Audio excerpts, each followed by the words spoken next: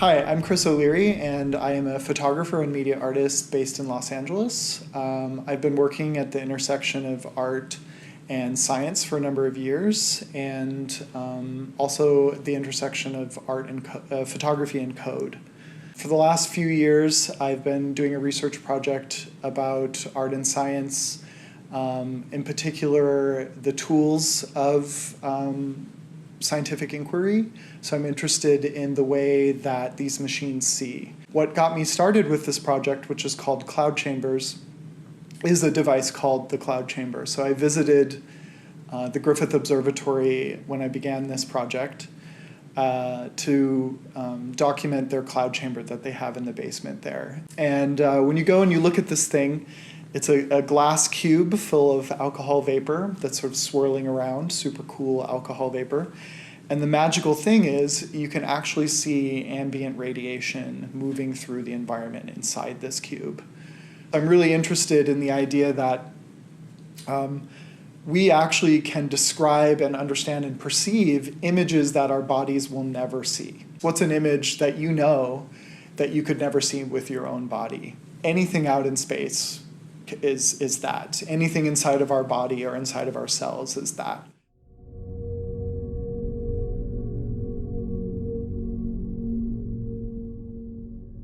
So my name is Jeff Rich. I'm an astronomer here at the Carnegie Observatories. Our current observatories are down in Chile at Las Campanas, our observatory in the Southern Hemisphere, partly because Pasadena and Los Angeles is a great place to do astronomy, but a lot of people like to live here as well. And it makes the skies kind of hard to see at night. So a lot of us want to study very faint objects, and you need both a very big mirror to collect lots of light and very dark skies to be able to see that thing you want to look at. Down at Las Campanas, we have several different telescopes. Our biggest telescopes are the twin Magellan telescopes. Each one is a 6.5 meter mirror. They have many different instruments.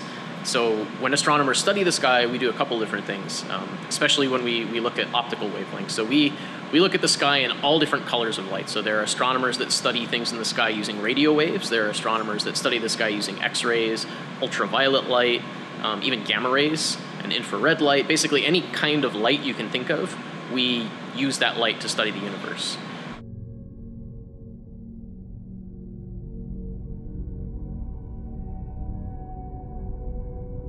My project Cloud Chambers actually builds off of this idea that there's all this invisible stuff that ultimately is rendered visible by these machines.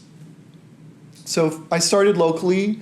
I went to the Griffith, I went to Occidental. They have a dark matter detector in the basement that they're building there. I interview the scientists, I document the machines, and I learned something about how does this machine perceive the world, and how do we take whatever kind of raw data that comes out of these machines and translate them into images. So my job for this project has been to take the data from these machines and encode it into that system, X and Y, red, green, and blue. What that does is it creates a kind of new aesthetic that is a broken photograph in a way, because I'm altering it in a way that's sort of non-traditional, but that illustrates something about the science, something about the way these machines see. So my job has been to be a photographer, a documentarian, but ultimately my job has been to learn the science, to actually learn, all right, these numbers come out of these machines, what does this mean? How does this tell me something about the universe? What behaviors is this pointing at? What kind of aspects of the universe could this tell me? I started setting my sights on more ambitious locations where this sort of science is done. And Atacama came up over and over and over again, the Atacama Desert in Chile. And so something like 70% of the astronomical infrastructure of the world is located in this desert. So for me, it was really important to actually go there to see why we are changing this environment to build these incredible tools. And that's how I end up approaching the Carnegie, to ultimately see if I could, much like a scientist, make a journey down there to work with these machines.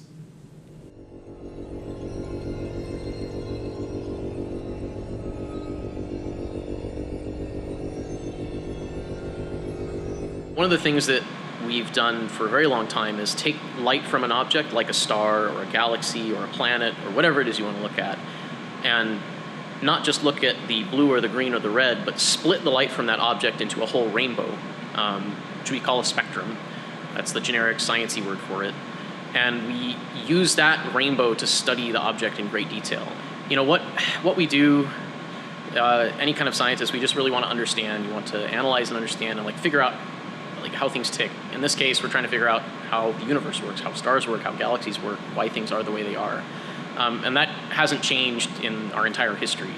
What we're just trying to figure out the things we don't have the answers to yet. So we take it for granted that there's a lot that we already know, and we only know that because those discoveries were made, you know, here in Pasadena and elsewhere, using the best telescopes or having the brightest people come up with cool new ways to use old telescopes and instruments. One of the things that we always say is we're standing on the shoulders of giants, and it's really true. And it's easy to forget a lot of the stuff that we know people didn't know even 10, 20, 50, 100 years ago. The most useful people to me at the facility were the instrument scientists. So there are scientists who do observations, and there are scientists who build the machines. And what I sort of imagined going down there was that I'd be kind of witnessing discovery via the astronomers. But what I found to be more useful was actually studying with the instrument scientists. One of my motivations for creating this work ultimately is the beautiful optimism of this kind of this practice of extremely fine-tuned observations. When I went to the Carnegie and witnessed the fact that these mountaintops have been reshaped to be observatories, and that universities, governments, private individuals, researchers all come together to actually do this kind of work in our very dark world is actually a really bright shining point. The idea that this information is valuable enough to come together to actually do these nearly insurmountable tasks. So part of it was just sheer appreciation for what these people are doing and their dedication to something that maybe doesn't apply to the economy in a normal way, or is knowledge for knowledge's sake. So I was deeply moved to sort of see this happening.